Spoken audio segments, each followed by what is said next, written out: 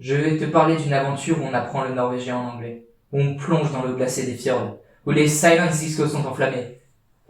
Je m'appelle André Bernheim, j'ai 22 ans, et aujourd'hui je vais te parler de mon aventure en Norvège. Le mot-clé de cette vidéo va être n'hésite pas, tu vas vite comprendre pourquoi. 2 ans avant de réaliser mon échange, je suis allé m'informer au sein du service mobilité. Là-bas, n'hésite pas à poser tes questions aux élèves qui ont déjà réalisé un échange et aux encadrants du système Erasmus. Tu verras, ils t'aident beaucoup pour la suite des études. Lettre de motivation, CV, relevé de notes, learning agreement, certificat de scolarité de l'année en cours, copie d'une pièce d'identité, relevé bancaire et une copie de la notification de bourse sur critères sociaux sont à fournir dans le dossier de candidature. Ça peut paraître beaucoup, mais ça vaut la peine. Une fois accepté par les 2 universités, tu recevras un mail de Fayday qui te permettra de créer un compte UIB. Au fait, n'hésite pas à regarder tes mails régulièrement. Ceux de ton adresse personnelle, l'adresse de ton université d'accueil et l'adresse de ton université mère. Maintenant, tu peux te créer ton compte Salmon. Ça te permettra d'avoir accès à un tas d'activités et à faire tes demandes d'appartement. Ok, on arrive en début août, c'est le moment de faire tes valises. Mais que mettre dedans ?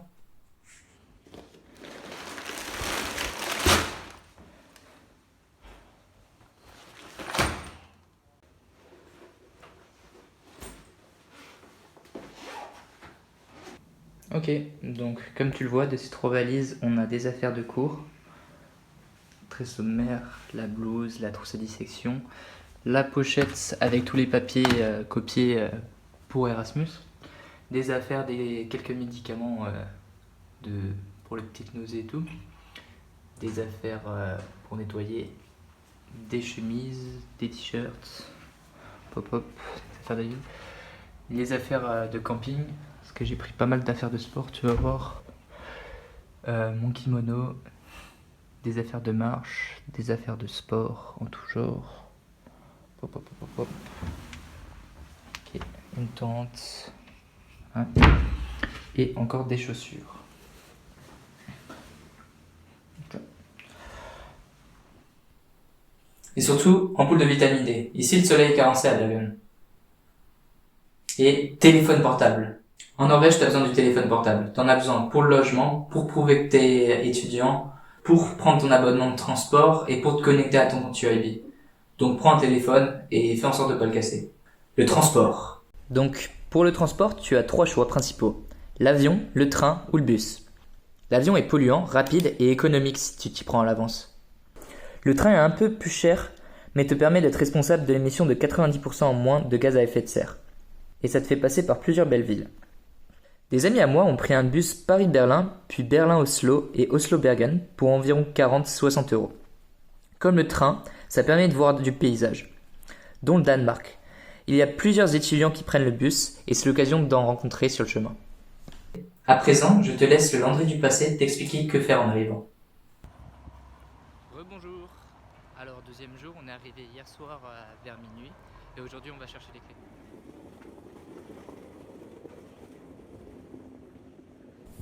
Une fois que tu t'es installé, tu vas pouvoir faire signer tes papiers et faire ta carte étudiante au Student Center.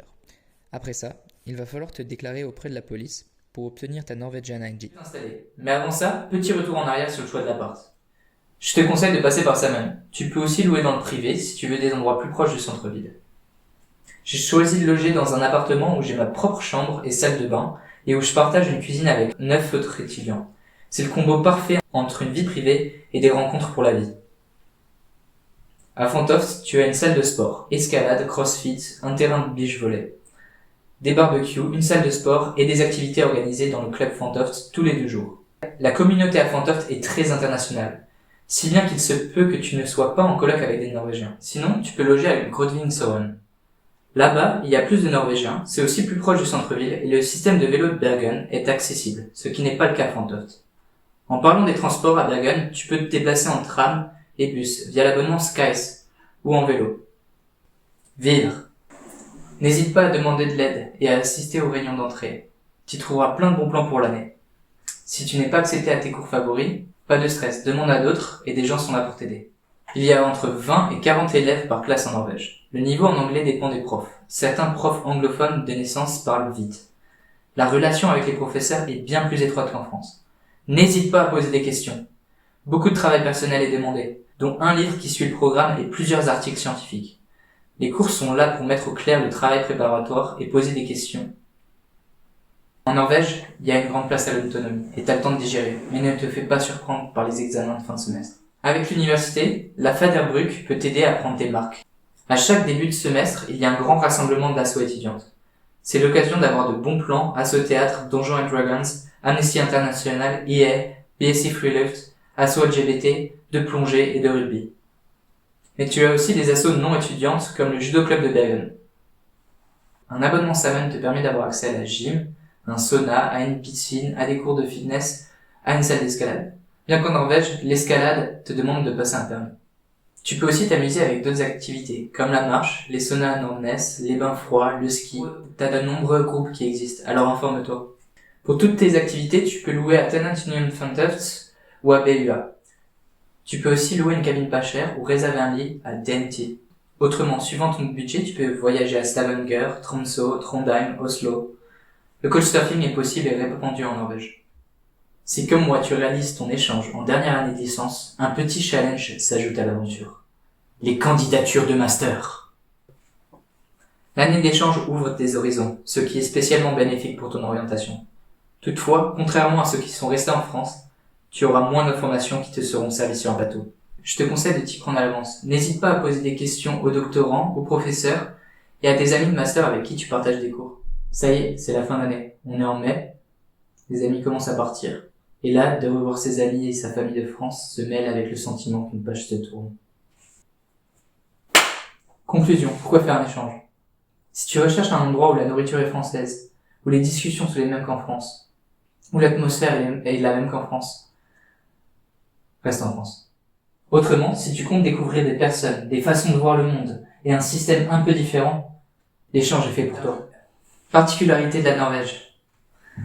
Det finnes ikke dårlig vær, bare dårlig klær. Il n'y a pas de mauvais temps, juste de mauvais vêtements. Ce proverbe me paraît résumer beaucoup à propos de Bergen. D'abord, il fait froid. Ensuite, il fait noir, surtout l'hiver. Les Norvégiens peuvent paraître froids aux premiers abords, et ce glace peut se briser de 3 façons. Petit 1, l'alcool.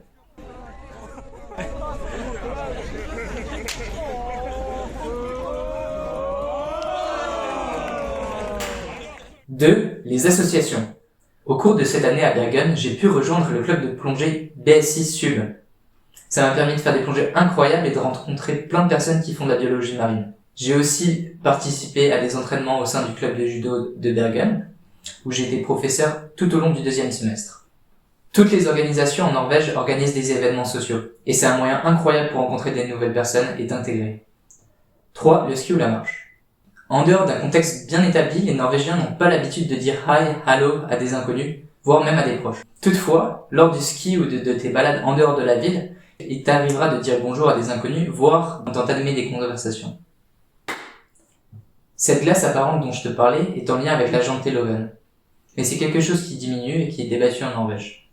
Comme partout, si tu utilises des bons outils pour parler avec les personnes, t'en découvriras sur l'autre et sur toi-même. Alors n'hésite pas à parler. La météo, la lumière, la nature. Bergen est une ville parfaite pour un amoureux de la nature. Avec ses 7 montagnes et ses fjords, mon année en Norvège est celle où j'ai le plus profité des saisons. Qu'il vente, qu'il neige ou qu'il pleuve, j'ai toujours trouvé l'occasion de m'émerveiller devant une plante, un animal ou un paysage. Quand le soleil arrive, tu en profites bien plus. Pour finir, le rythme de vie en Norvège m'a paru reposant, ressourçant. Et sinon, les kebabs sont à 22 €, alors n'hésite pas à cuisiner. Merci d'avoir regardé cette vidéo. Merci à ma famille, mes amis, à tous ceux qui ont rendu cette expérience possible, Madame Piovano, Monsieur Pouce, et à ceux qui l'ont fait vivre. Ouais.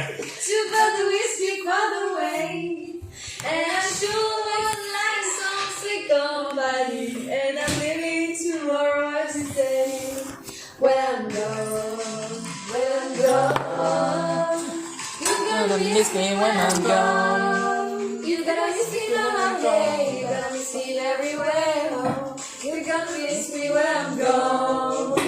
I'm gone. When I'm gonna miss me when I'm gone. You gotta miss me when I'm gone. You gotta miss me everywhere. You gotta miss me when I'm gone.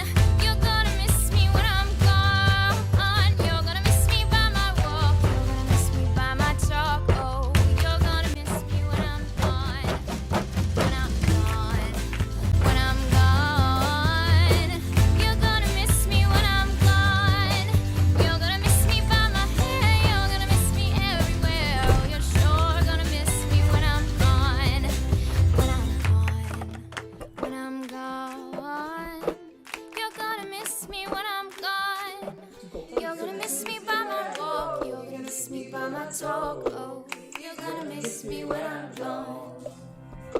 Thanks for for watching. C'est juste le. Il y a genre- Ok, est-ce qu'on peut chanter autre chose? J'ai envie de chanter là maintenant. il y a juste- Au revoir. When I'm gone, you're gonna miss me when I'm gone. You're gonna miss me by my walk. You're gonna miss me by my talk. Oh, you're gonna miss me when I'm gone.